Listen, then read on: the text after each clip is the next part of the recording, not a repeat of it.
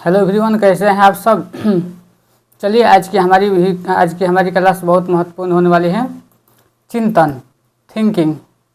देखिए, हमने जो भी क्लास लाइव स्टूडेंट के लिए ही बहुत महत्वपूर्ण है। आप स्टूडेंट सुपर स्टूडेंट जो भी आप तैयारी करना चाहते हैं, थिंकिंग यानी चिंतन के बारे में हम जान रहे पढ़ते हैं। चलिए, हमें चिंतन क्या होता है। सबसे पहले थिंकिंग, किसी भी समस्या का समाधान करने के लिए हम अपने मन में जो विचार उत्पन्न करते हैं वो विचार क्या कहलाते हैं, वो हमारी चिंतन कहलाते हैं। जब भी अगर हमारे पास जब भी कोई भी समस्या आती है तो हम उसको क्या करते हैं, हम उसके पहले चिंतन करते हैं, यानी समाधान करने के लिए हम अपने मन में कुछ नए नए आइडिया लाते हैं, तो हमारा क्या होता है, वो हमारा ही चिंतन कहलाता है। उसके बाद हमारा चिंतन का आरंभ समस्या उत्पन्न होने पर होता है तथा समस्या समाधान होने तक चलता है। जब तक से हमारे सामने समस्या उत्पन्न हुई तो उस समय हमारे चिंतन होने का शुरू होता है। लेकिन चिंतन कब तक चलते हैं, जब तक हमारी कोई भी समस्या समाधान ना हो जाए। जैसे अभी हमारे पास चिंतन है, चिंता है जैसे कि हमारे शिफ्ट का एग्ज़ाम कैसे निकलेगा, तो जब तक हमारे मन में क्या है, हमारे पास शिफ्ट का एग्ज़ाम क्रैक करना, यानी तो हमारे पास ये समस्या हुई और हम इसका समाधान कब तक करेंगे, जब तक से हमारा स्यूट क्रैक ना हो जाए। जैसे ही हमारा स्यूट क्रैक हो जाएगा तो हम क्या करेंगे, हम अपना चिंतन करना उस समय छोड़ देंगे, नहीं समस्या समाधान होने तक चलता है। तो और स्यूट का नोटिफिकेशन आप लोग को बहुत जल्द देखने को मिलेगा। आप लोग अपना क्लास को एकदम कंटिन्यू कीजिए। चिंतन के प्रकार यानी चिंतन कितने प्रकार के होते हैं। पहला होता है स्वलीन चिंतन। स्वलीन चिंतन क्या है, स्वलीन चिंतन यानी अल्ट्रुइस्टिक थिंकिंग, यानी स्व में लीन रहना। क्या होता है स्वलीन चिंतन, स्व में लीन यानी खुद में लीन। जैसे ऐसी कल्पना करना जिसका कोई वास्तविक स्वरूप ना हो, स्वलीन चिंतन कहलाता है। यानी जब कोई भी ऐसा कल्पना किया जाए जिसका कोई भी वास्तविक स्वरूप ना हो तो हम उसको क्या बोलते हैं, उसको स्वलीन चिंतन बोलते हैं। उसके बाद हमारा है दूसरा है यथार्थवादी चिंतन यानी रियलिस्टिक थिंकिंग। यह चिंतन वास्तविकता से संबंधित होती है, ये किससे, ये रियलिटी से संबंधित होती है।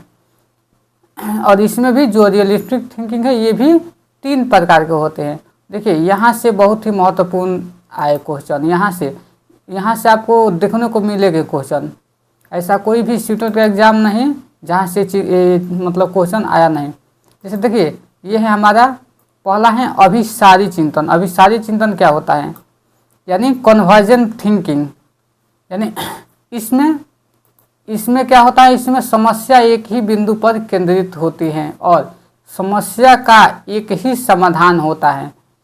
जो हमारी अभिसारी चिंतन है यानी जो हमारी कन्वर्जन थिंकिंग है, इसका क्या होता है, इसकी जो समस्या होती है, समस्या का समाधान क्या होता है, एक होता है। जैसे भारत की राजधानी कहाँ है, तो ये हमारी दिल्ली। तो ये क्या हुई, हमारे पास एक समस्या है लेकिन उसका समाधान एक ही, उसका आंसर फिक्स होना चाहिए। जिसका आंसर एक है वो हमारी अभिसारी चिंतन हो गई।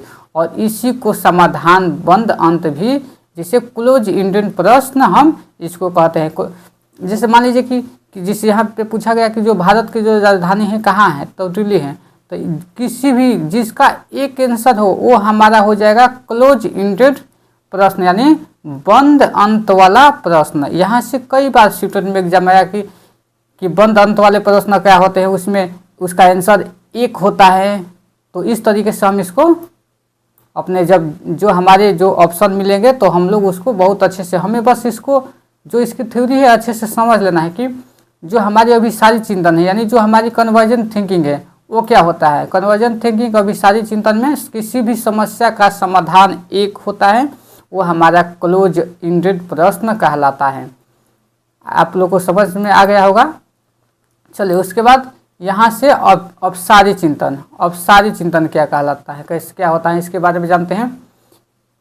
बिल्कुल उसके उल्टा है, यानी अपसारी चिंतन वो होता है यानी डाइवर्जन थिंकिंग, यानी इस समस्या एक ही बिंदु पर केंद्रित नहीं होती है। इसमें समस्या को कल्पना यानी इमेजिनेशन, शक्ति एवं सृजनात्मकता यानी क्रिएटिव का प्रयोग करके कई प्रकार से हल किया जा सकता है। जैसे कि दिल्ली की विशेषता का वर्णन करें तो इसमें क्या होगा, इसमें हम अपने मन से जो भी चीज़ चाहें वो भी उसमें जोड़ सकते हैं। यानी जो हमारी औपसारी चिंतन है, जो हमारी डाइवर्जेंट थिंकिंग है, इसका कई भी आंसर हो सकता है। जिसका एक से अधिक आंसर हो वो औपसारी चिंतन, जिसका एक से अधिक आंसर हो वो औपसारी चिंतन, जिनका एक आंसर फिक्स हो वो हमारी अभिसारी चिंतन। तो आप लोग को समझ में आ गया होगा। और जो हमारी औपसारी चिंतन है, यानी जो एक से अधिक आंसर है, इसको हम ओपन इंडेड वाला प्रश्न बोलते हैं। यानी ओपन इंडेड यानी मुक्त अंत, इसको खुला अंत वाला प्रश्न बोला जाता है, जिसका आंसर एक से अधिक हो। जैसे यहाँ पे टुली की वर्णन करना है, उसकी विशेषता क्या है, तो इसमें क्या है, उसका कोई फिक्स आंसर नहीं है, हम इसका एक से अधिक आंसर बता सकते हैं। तो आप लोग को समझ में आ गया होगा। ये दो ही हैं, यहाँ से बहुत बार क्वेश्चन आया हुआ है। आप लोग को ऑप्शन को जब ऑप्शन हटाइएगा तो आप लोग को बहुत अच्छे से समझ में आएगा। इसके बाद है आलोचनात्मक चिंतन, यानी क्रिटिकल थिंकिंग। ये होता है गुण और दोष को देखते हुए किसी बात को स्वीकार करना, क्या होता है, आलोचनात्मक चिंतन कहलाता है।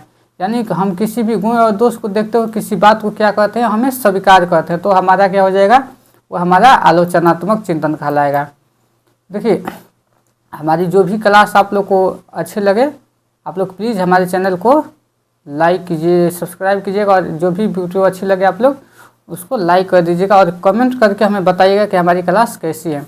उसके बाद हैं चिंतन के कुछ प्रकार हैं। चिंतन के कुछ प्रकार हैं, यानी चिंतन के सामान्य प्रकार। सामान्य प्रकार क्या क्या होते हैं, जिसे प्रत्यक्षात्मक चिंतन यानी कंक्रीट थिंकिंग, यानी ये चीज़ें मूर्त, जो चीज़ें दिखाई देती है उनके बारे में चिंतन करना क्या कहलाता है, प्रत्यक्षात्मक कहलाता है। यानी जो चीज़ें हमें दिखाई दे रही, जो चीज़ें हमारे पास है, उस वो मूर्त, यानी उस चीज़ को हम क्या कहते हैं, प्रत्यक्षात्मक चिंतन कहते हैं। उसके बाद दूसरा हमारा है प्रत्यात्मक चिंतन। प्रत्यात्मक चिंतन क्या होता है, यानी जो हमारी प्रत्यात्मक चिंतन होती है, यानी अब्स्ट्रैक्ट थिंकिंग। अब्स्ट्रैक्ट थिंकिंग क्या होते हैं, यानी ये अमूर्त हो जाती है, जो चीज़ें दिखाई नहीं देती हैं उनके बारे में विचार करना क्या होता है, प्रत्यात्मक चिंतन कहलाता है। जो चीज़ें हमें दिखाई नहीं देती है उससे हम प्रत्यात्मक चिंतन कहते हैं। उसके बाद काल्पनिक चिंतन, यानी इमेजिनरी थिंकिंग क्या होती है, इमेजिनरी थिंकिंग, जो हमारी जो इमेजिनरी थिंकिंग है वो क्या होती है कि पूर्व अनुभवों के आधार पर हमें जो कल्पना करते हैं वो क्या होती है, वो काल्पनिक चिंतन कहलाता है। उसके बाद एक है तार्किक चिंतन। तार्किक चिंतन यानी लॉजिकल थिंकिंग, किसी चीज़ या वस्तु के बारे में तर्क करना या विचार करना क्या कहलाता है, तार्किक चिंतन के अंतर्गत आता है।